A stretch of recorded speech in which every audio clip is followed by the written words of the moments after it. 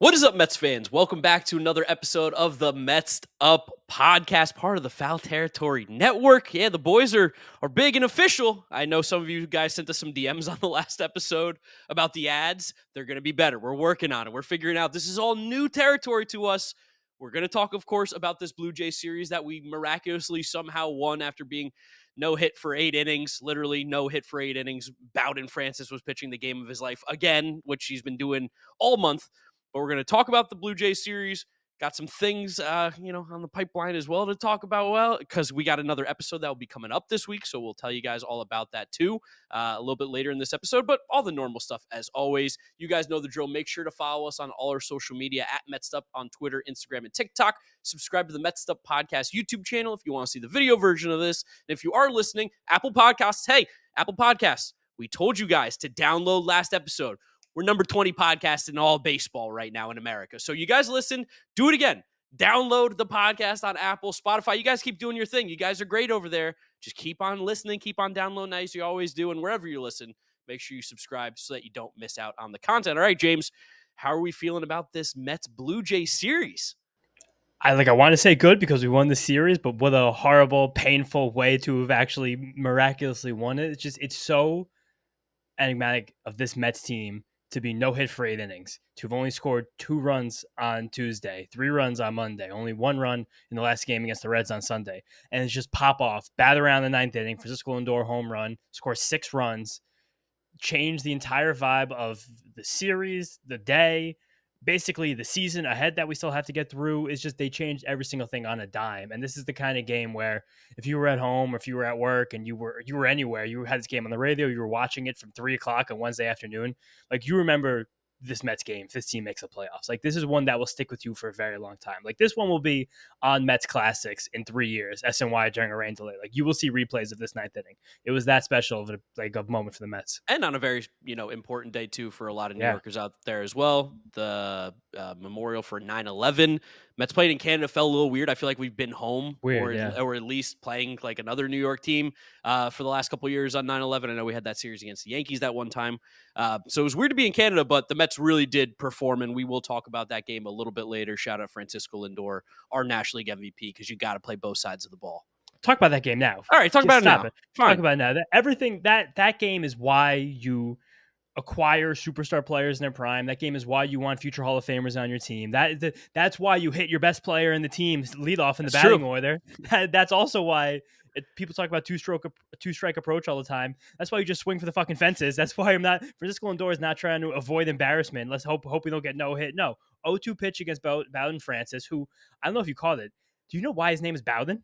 No, I have no clue why his name's Bowden. He's from Tallahassee, Florida. It's after Bobby Bowden. What? The famous Florida State football head coach. He's named after Bobby Bowden?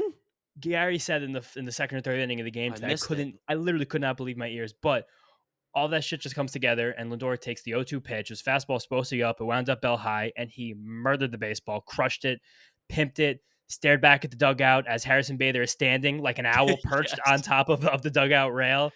Everything about that was so perfect. And again, I'm not going to say it saved the Mets season because the worst thing that could have happened, they would have lost this game, has been one more game behind everyone.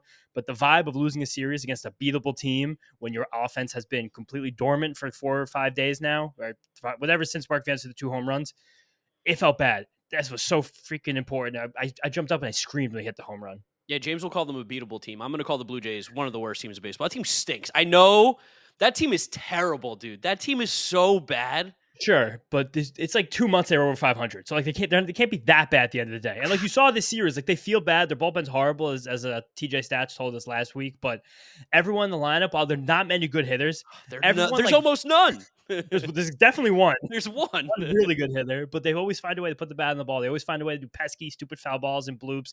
And the starting pitchers are still objectively good. Every single day, you have to face a good starting pitcher. It's always a hard thing to face from another team, but.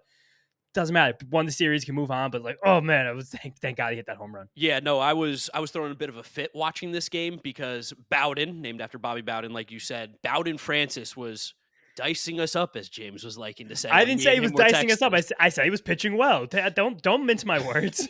He pitched well. Statistically speaking, he pitched well. The stuff to me was so unimpressive.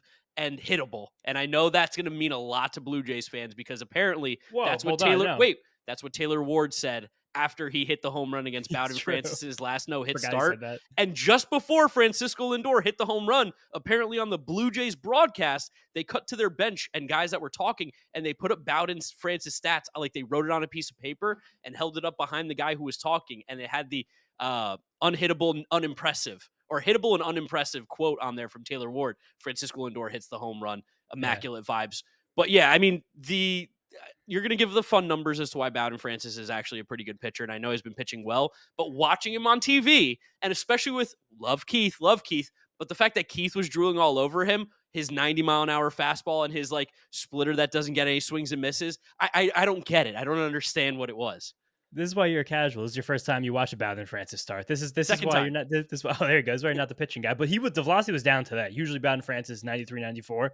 But he has such great life on that fastball. Keith was drooling over him because he was like, we're thinking about a simpler time when you could just throw 93 and live in the top of the zone. You can't really do that now unless you have a fastball like Bowden Francis where he comes very over the top, which is why the splitter works so well. Also, you get now what I've been telling you about his curveball, where visually the curveball looks good, but it doesn't get people out, which is a really weird thing. He got that one. They stole that strike from Jose Iglesias, but it's just a combination of like that tight slider with the splitter with the fastball. It's like 3 pitches that move 1 to 1 to 1, and he puts them all like in a line, like high and lower in the strike zone. So that's why he's able to be effective. And there were just so many lazy fly balls. Like again, tip the cap to Bowden Francis because he did pitch a tremendous game, but I'm not boasting him as an ace. Okay. Not he's a fine pitcher, but you told me he was pitching one of the least impressive games you've ever It that was. wasn't true either. That said no hits and barely any hard hit balls, so it was One not of the true. least impressive no-hitters that I remember, outside of Edwin Jackson, I think walking like 11 guys when he did a no-hitter. They said it would have been only the second no-hitter in the history of baseball with 1 strikeout or fewer. And the last one was 1970. And you're telling me it wasn't one of the least impressive almost no-hitters? I love it. But like sometimes no-hitters where it's like, oh man, line drive, hard ground ball, hard line drive. But like there were 3 like really balls that the Mets put in play until Francisco Lindor, where I was like, oh, okay, that actually should have been a hit. True. The Mets didn't deserve many hits in this game. At the end, as we get into the 9th inning, I was just grateful that Pete got hit by the pitch and Marte drew a walk because it looks like we should have been perfect games. But again, doesn't matter anymore. Doesn't matter. We're back. Francisco Lindor saved us. Also, did you hear his quotes after the game to Stevie? No, I was getting ready for the podcast. Professional over here. Yeah, he was amazing because Steve Gelb's like, Francisco, like, what'd you have to do to hit that home run? It's amazing, compelling journalism from Gelbs as always. And he's like, home run didn't matter. All my home run did was tie the game. Iglesias hustled, got on base right after me. Then the Vientos walked. The Nimmo walked in tough at bat. Pete sacrificed fly with 2 strikes. Like he went through every other hitter that inning and why they were more important to the win. Because again, like Lindor said, he only tied the game. Like this game could still be going on right now if the boys didn't rally for 10 more hitters to come to the plate in the 9th inning, right? But then he was like, Alvarez, I know how much he's been struggling, how hard he's been working. So really good to see him get around on one there too. And then Steve was again like, this is one of the like a special wins. It feels like a special team. Like, how have you guys been able to get through adversity? And Lindor, knowing the moment, knowing the room, he gave such an incredible answer. He was like, I mean, a day like today, like we understand that our problems don't really mean anything. He's like, we play baseball. Like my problems are Disney problems. This is the quote he said. Yeah. And he was like, I'm wearing the NYPD hat. Like these are the people who really like go out there every single day, risk their lives, like do the important work. And like, I can't even imagine how there's ever been a Mets fan in the world or even a baseball fan or even a human being that ever didn't like this guy for even a second. When you hear him say things like this. You hear that, Anthony in Staten Island? Joe from Massapequa. But after you watch him do these things on the field, then you see him talk to the media, like every single thing, every single day. I'm just like, I'm so happy you're on my team. Like you're going to be on this team for like such a significant part of my adulthood. I'm so grateful for that. And that's how I feel every single day watching Francisco Lindor, especially this time of year. It's gotta be a really cool feeling to also be like a kid watching this Mets team too. And be like, wow, Francisco Lindor, like that's like our David Wright. That's our Mike Piazza. That's our Jose Reyes. Like those are our guys. And he's just way better that he's one of those guys didn't really belong in that. That's in that. Okay. Jose Reyes, I guess, but yeah, fine. You're right. Jose Reyes. Take one of those guys out. Player, he was doing incredible things. Yeah. But even he was pretty good. But still, even as a player, again, a much better baseball player than as a person, but still as a baseball player, it's far below Lindor, Wright, Piazza. Below. No, definitely a big difference there. But that was awesome, as well as shout out Francisco Alvarez hitting the ball a little bit better. He looks way closer to the plate.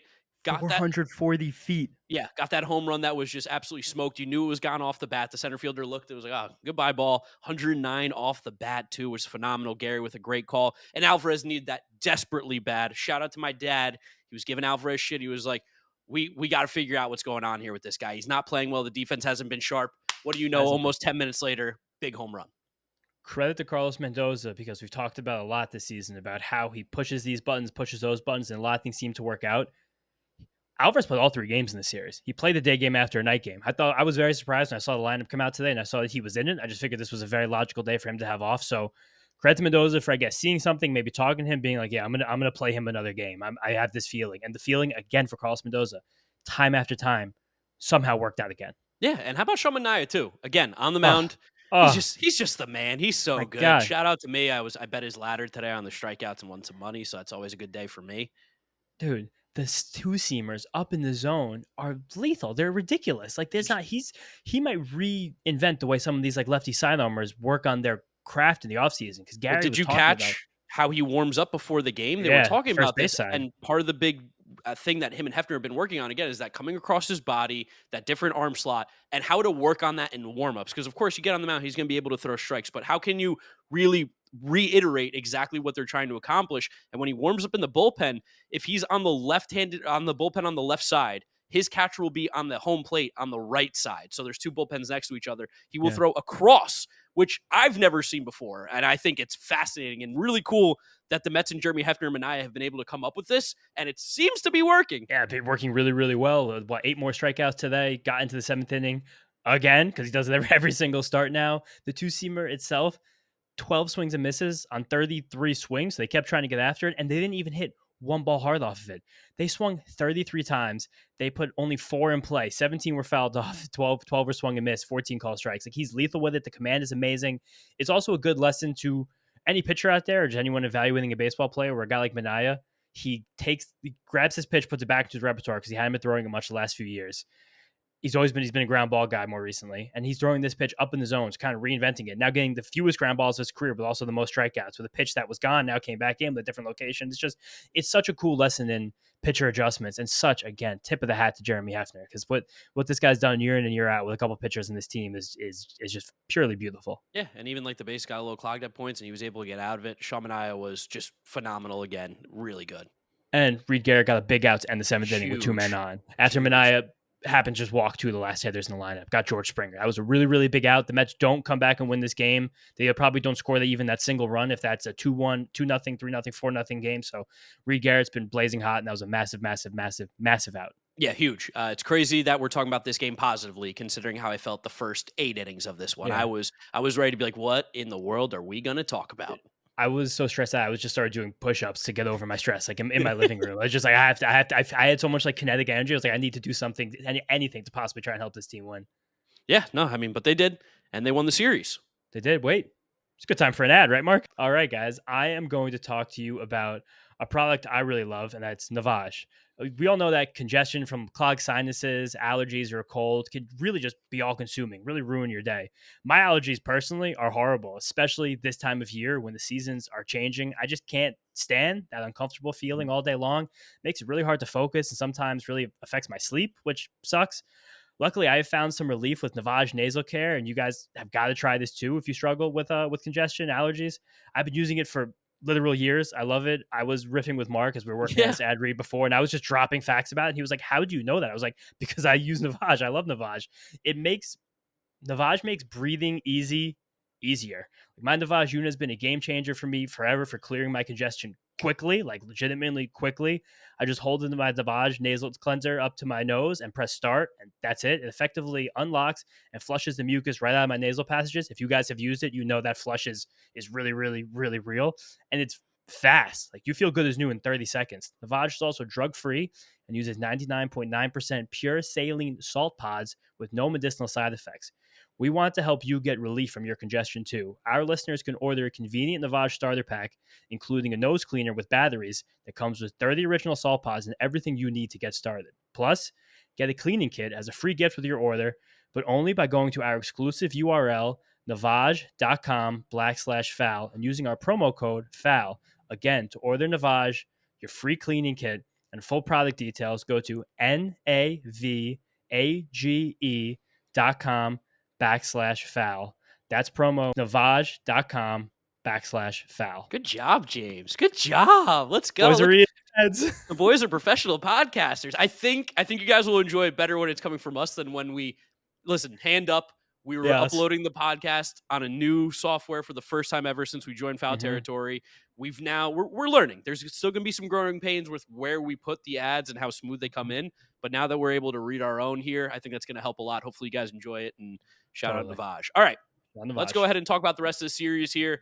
First, I did just get a text though, and it's Tyler McGill. He's asking if I'm up, and I Really? am, and I'm awake. I want to shout out you guys, all listeners, especially our very strong Twitter hive, because anytime now that we've tweeted, and I see that when other people have tweeted too, like SNY and the Mets, whenever they tweet a Tyler McGill highlight, people will comment under the bottom, you up, you up, you up. I love that bit. We have to keep that going as long as we can, texting you up under the Tyler McGill stuff as beautiful New York City sirens go in my background. But Tyler McGill looked good, dude. He looked legitimately good. I'm not gonna say again like he saved the season, but this series could have looked very, very, very different if Tyler McGill didn't just go out there and straight up shove on Monday night. Yeah, no, he gave us like exactly what we need. Paul Blackburn was not ready to come off the IL. And that was a little bit concerning because we were kind of, I don't want to say depending on him, but we were really looking forward to him coming back and pitching, as we know. 3 beer Paul, you have a nice quality start. You have your 3 beers, you're ready to go. And with Tyler, it is a question of what kind of version of him we are going to get. And we got the really, really good version. The fastball was phenomenal in Awesome. the start. That's the thing that's always been Crispy. carrying Tyler is he just has that big fastball from a big dude. When he gets it going right, that is Big release always point. the difference with him.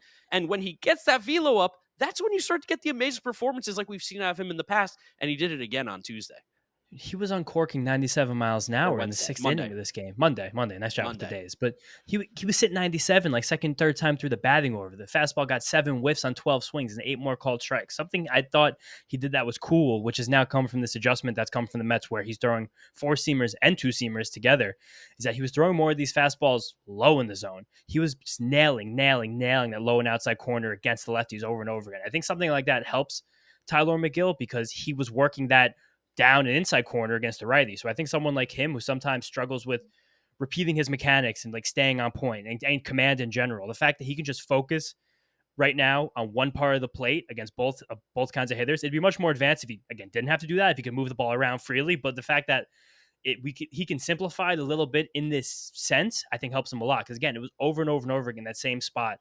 Low and outside against the lefties, low and in against the righties. And he was getting swings and misses. He was getting called strikes with both the fastballs. And again, the both fastball is a big deal. He really struggled last time out against the Red Sox because they put 9 lefties in the lineup. So he wasn't able to use that 2-seamer because if you're righty and throw the lefty, the 2-seamer is going to bleed right back over the barrel. But he was living on their hands with that pitch. And I got a great facts from a little stat from our boy TJ Stats. You guys heard them on the last episode. TJ's our boy and also just the king of baseball stats right now. With this game, McGill got overthrowing 52 seamers this season. Here they had well over 54 seamers. And both his pitches graded out with at least 105 in his Stuff Plus model, TJ Stuff Plus. McGill joined Nick Lodolo, Tyler Glasnow, and Jeff Hoffman as the only pitchers in baseball to have thrown at least 52 seamers and at least 54 seamers, with each having a Stuff Plus over 105. Wow. Right? Huh. That's a really good, I mean, that's a good legitimate. company to be in right there. And there's a few guys that just missed, and I'll give you guys a list of the guys that just missed. It's Chris Sale, George Kirby, Zach Wheeler, Bryce Miller, Luis Castillo. That's an insane list of pitchers that Tyler McGill is now a part of. Don't tell me that. I'm going to get all excited again. You up? I'm awake, That's dude. like, I'm awake. I mean, you see 6 innings, 9 strikeouts, 1 hit, and the 1 hit's to your boy, Jay's grandson, Spencer Horwitz. Like, love it. I mean, it's unbelievable. Oh my god, that's the baseball stat nerd version of the famous Thaddeus Young stat, where it's like only this many players above 6'7" had 14 points, 6 assists, 5 rebounds, 2 steals, and a block. And it's like Magic Johnson, Will Chamberlain, Bill Russell, LeBron. I feel like Tracy McGrady, LeBron James, Thaddeus Young. Tyler McGill, baby, are you up? And also, I love that he still is mixing in the splitter, the American Sport, as he's been trying to call it. He got a whiff on one that made it to Pitching Ninja at 528 RPMs. Ooh, that's gross. That's like a knuckleball. It's almost knuckleball level RPMs. That's where, again, Bryce Miller's been throwing his splitters sometimes down with those RPMs. So he just keeps flashing.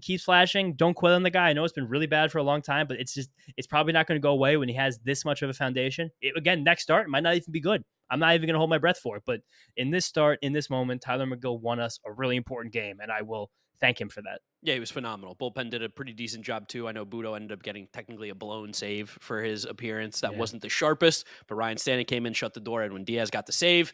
And thank you to the Blue Jays. Also, thank you to TJ Stats a little bit of a jinx on his Yeah. part. He was talking about how good defense the Blue Jays have been playing. Bad They defense. played horrendous defense. That might have been one of the worst infields I've seen in a very long time between what is it, Leo Jimenez and De Los Santos and Vladdy and whoever plays, they were just botching balls left and right. They couldn't turn double plays for anything.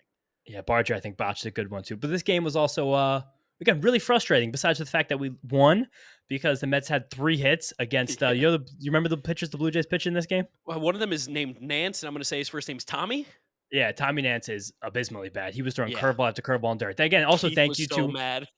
Alejandro Kirk and Brian Servant for all the pass balls that literally won Oh, us the game. But we couldn't hit Ryan Burr. We couldn't hit Luis Frias. We could barely hit Ryan Yarborough, which is just that it was a despicable. who. Yeah, it was a who's who of meatballers, and we just couldn't do anything until we got pass ball heaven in the seventh inning, seventh inning of that. No, eighth inning of that game.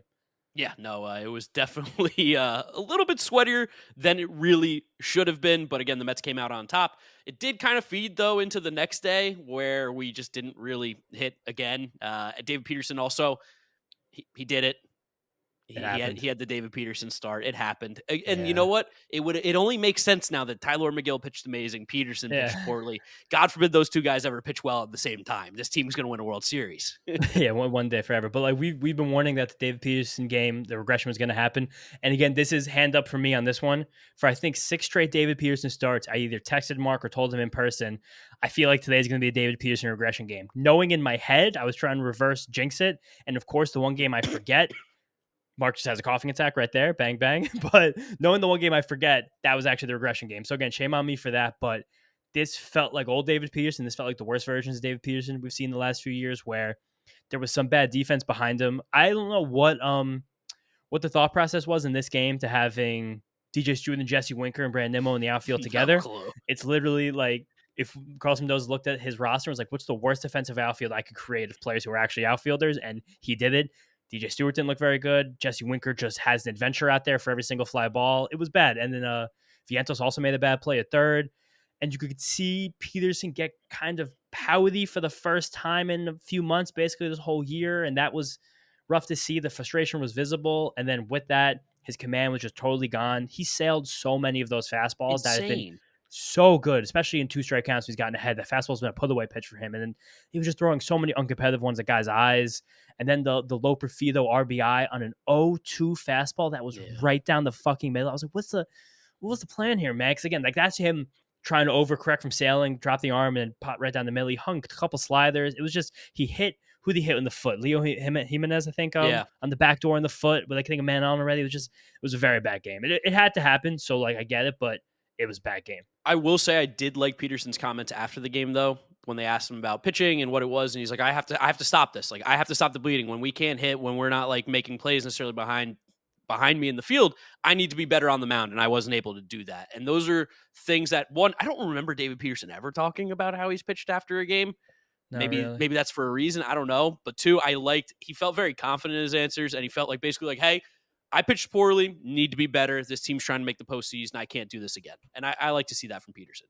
Yeah, we're not doing this indicting David Peterson. We're just saying that in the way this game flowed, it felt like there were some things that he missed, and that's also totally okay because he's been so good. Baseball. Whatever. Yeah, it's just baseball happens. This is also what happens when you have a pitcher who people are like, oh, that's why I don't care about all these other stupid stats. All I care about is ERA. Okay, but if you're not striking guys and walking guys and giving up a lot of hard contact, eventually games like this will just happen. That's part of baseball, but also the offense non-existent again the whole game. We were hitting Chris Bass in the first inning. It seemed like everyone was like, "Oh, that's our friend Chris. We don't want to hit him anymore." I What the know. hell is this about? Well, did you see when Pete got hit by Bassett and he Yeah, went up to him and did like the muscle thing? And for a sure. second, I forgot that they were teammates, and I was like, "Whoa, what the?" I was like, "Is Pete mad?" And then I was like, "Oh, Chris Bassett, that's right." Did hurt a little bit more to see Chris Bassett pitch well against us too. I have no ill will towards Chris Bassett, but No, I some am a Mets fans little, hate him. pissed because he did shit the bed in his last game as a Met. Last 2 games as a Met. That's true. Last two Thank you for games. making it worse. A Thank little you bit for more. making it Yeah. worse. Yeah. He did take culpability. He was like, I was horrible. Both of the games, he went for the me. He was like, I sucked. But Yeah, he was. yeah, that Pete thing, I think it was cute. It was funny. I prefer that like if you're leading the division rather than like fighting for a wild card Yes. spot. Like Yeah. we're a little too much joking around for a team that's really on the precipice of trying to do something here. But frustrating. We just could like the lineup was not well drawn up either, I'd say. No, no. I think that if you thought that DJ Stewart was going to get meaningful reps in the outfield, Dude. I might have been more willing to call up Drew Gilbert. We said Wait, that last week when it happened. here's the other thing too. The Mets brought in a new player, the Olympian Eddie Yeah. Alvarez, who I believe won a gold medal in Speed skating skating. and a Hmm. silver, for the Team USA in the Olympics, which that's pretty incredible. One, how did he get on this team?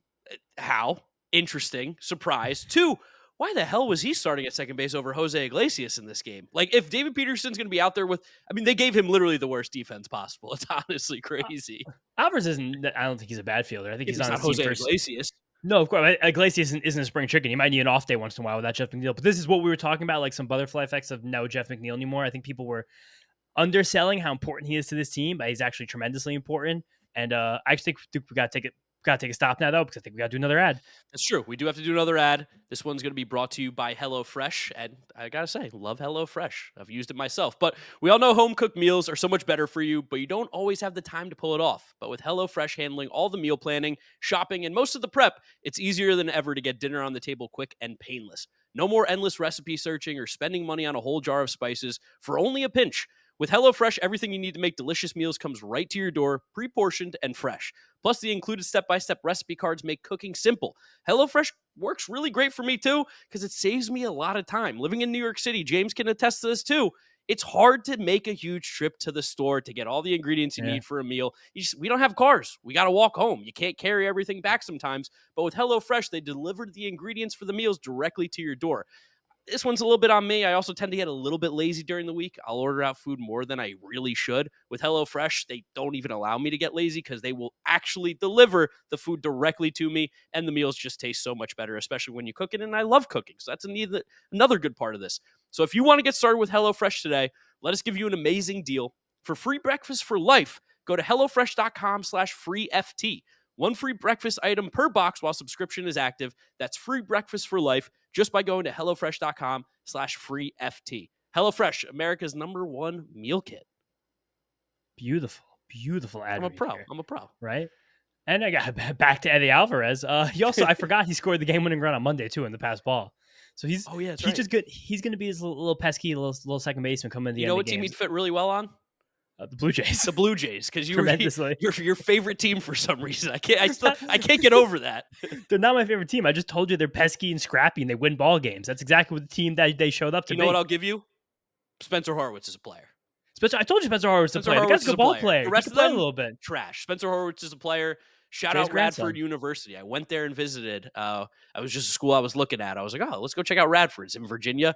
Crazy campus. The only restaurant was Applebee's to eat at.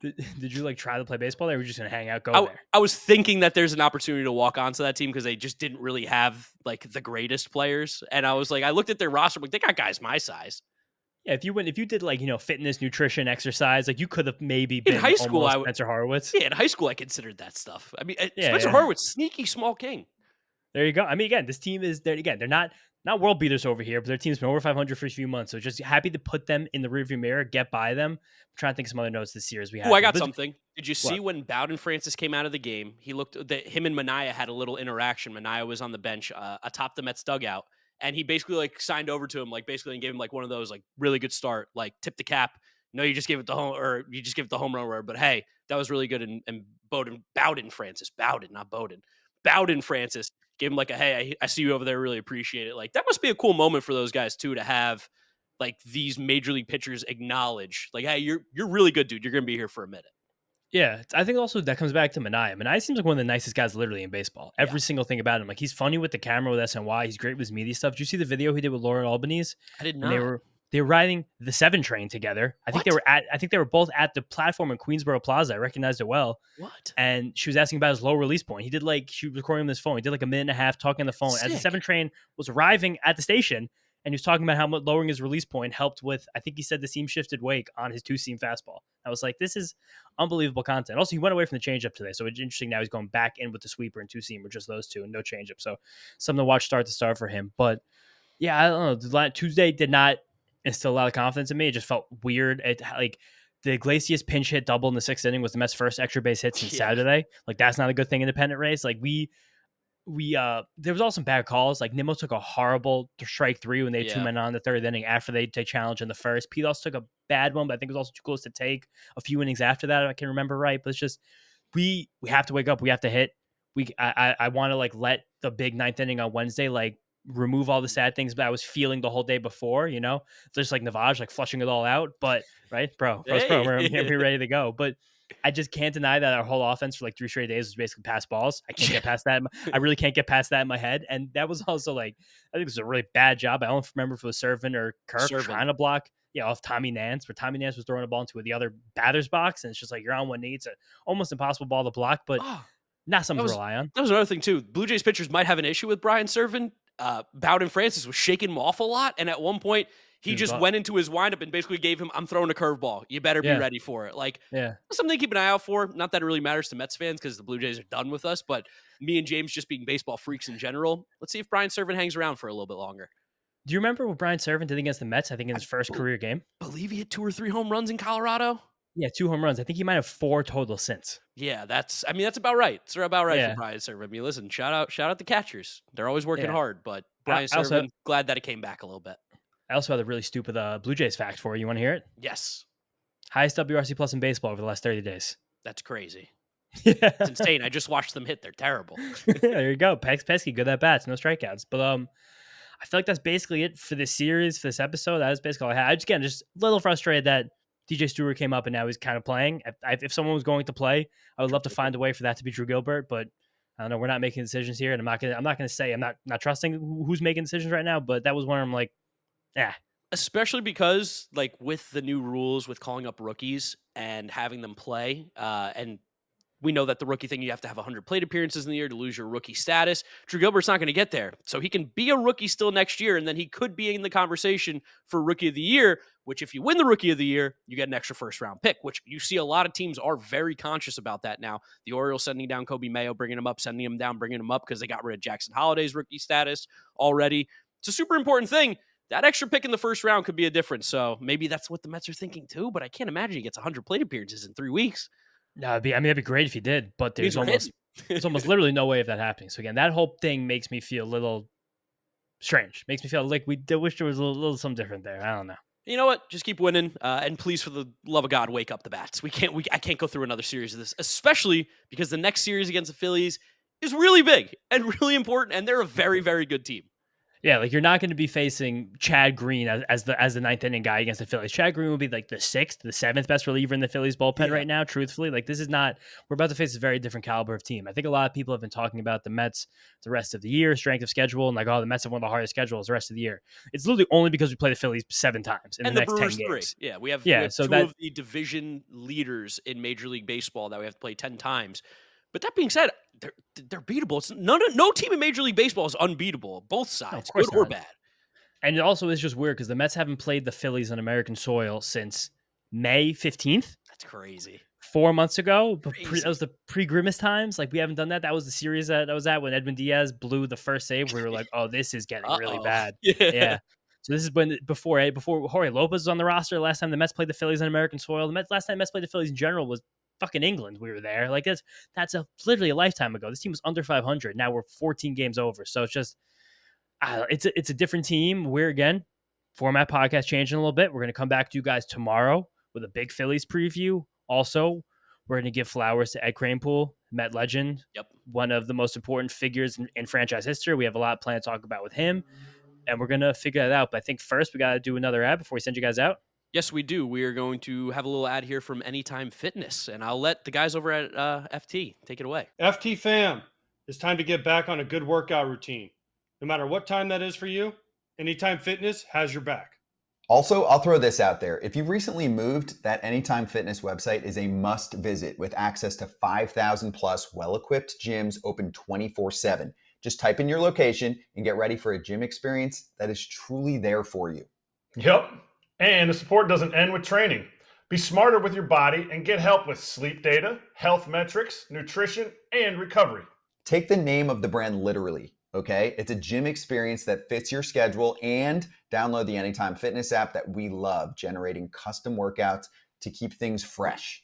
So this fall at Anytime Fitness, it's all about you versus you, prioritizing your best self by getting back into your fitness routine. To claim your free Anytime Fitness trial pass, visit anytimefitness.com and get yours today.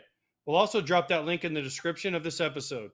Check out more info and claim that free trial pass at anytimefitness.com. And yeah, I think that is pretty much it. It was, I mean, the series as a whole, like not a lot happened. Straightforward. We're moving the preview, obviously, to the third episode this week. That's not going to always happen. This will be very, very fluid with the third episode as to what it is every single week. But we will have the preview. Before we do go, though, Frankie Peppers, you got to give him his time. Let's see what he's got. Update from Frankie Peppers after the Toronto Blue Jays series. Boys, it's Frankie Peppers. How you doing? Do you know the definition of the word destiny? Have you ever heard of a team of destiny? Because if I may be so bold, I might think that these Mets are a bit of a team of destiny right now. It's not every day you see something like what we just saw today happen. James usually says I leave a message right after the game. I'm looking at, I forget the name of the tower. It's like the Eiffel Tower, but it's in Canada. The big tall Sears one. Tower. The SNY is still on my screen. It's unbelievable to see this team come back like that. And after a performance like that, despite the recent struggles, I can't do anything but believe. So, again, great seeing you, James. I hope to see you soon, Mark. And I appreciate you both. Let's go, Mets. Wait, we got 10 more seconds. Hold on. 10 more seconds. And I did it again. Francisco Lindor, MVP, no questions. No questions. One question. I got the tower wrong. The Sears Tower is in Chicago. It's the Yeah, CN Tower. Yeah, isn't the one that Drake sat on for the views? Views for the six. Which I guess I'm glad I didn't go to this series, but also it would have been good because they did win. Oh, if you were at this game on Wednesday, that would have been absolutely an unbelievable Mets watching experience. Ridiculously good. Would have been so good, and also it would have been 2 hours of excruciating pain followed by like incredible bliss. Would that have been worth it? Maybe not, but maybe not. We won, so whatever. But guys, thank you so much for listening and watching this episode of the Mets'd podcast. Make sure you follow us on all our social media at Mets'd, METSDUP on Twitter, Instagram, and TikTok. Ooh, got that. Go for it. Shout out Sarah Langs with a great one here. The Mets' 6 runs are the most ninth inning runs scored by a team who did not have a hit through 8 innings in the entire expansion era. She's the best. She's the best. Best in the Sarah business. Langs. She don't miss. Never. Subscribe to our YouTube channel, Mets'd Podcast, if you want to see what we look like. If there's some new faces and new people over here, we do appreciate you coming over from the Foul Territory family. And if you are listening to us, Apple Podcasts, Spotify, Google, drop us a rating, drop us a review. Apple people, download Apple, download. Everybody download. Don't forget to download. You can follow James on Twitter at James_Shiano. I'm Drafting Mark with a C. Thank you guys for listening and watching. We will catch you tomorrow on Friday for a special third episode this week, previewing the Phillies series. Peace out, guys. Let's go, Mets.